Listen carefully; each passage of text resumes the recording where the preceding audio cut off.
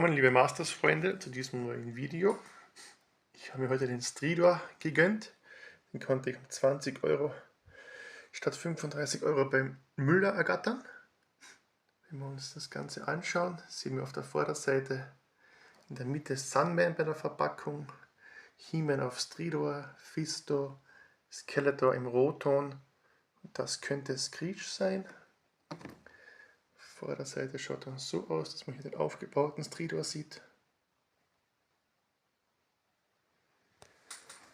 Seitenansicht schaut so aus.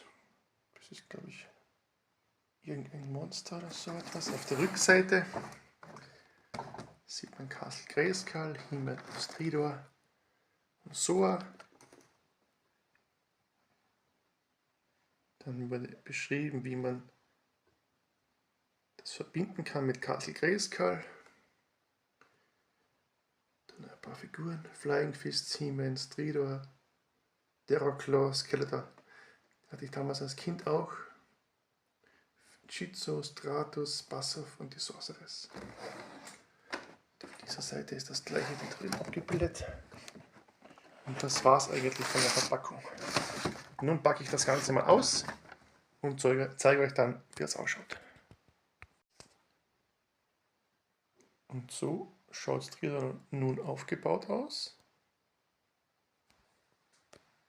Die Kleber waren alle schon fixiert. Also ich schaue, dass man es zeigen kann. Da auf der Innenseite gibt es noch ein paar.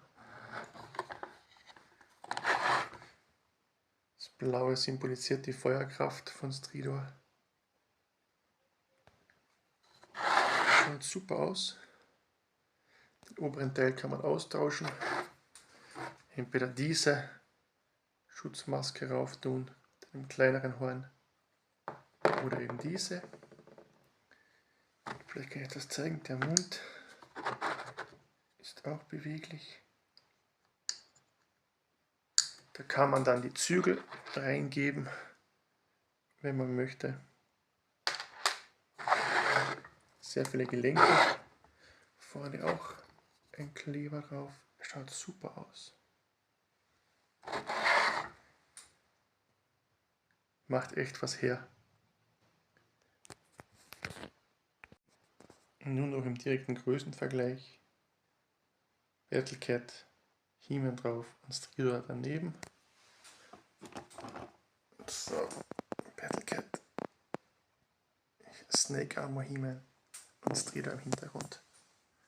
Schaut echt sehr super aus. Bin sehr zufrieden. Vielen Dank fürs Zuschauen und vielleicht bis zum nächsten Video. Ciao!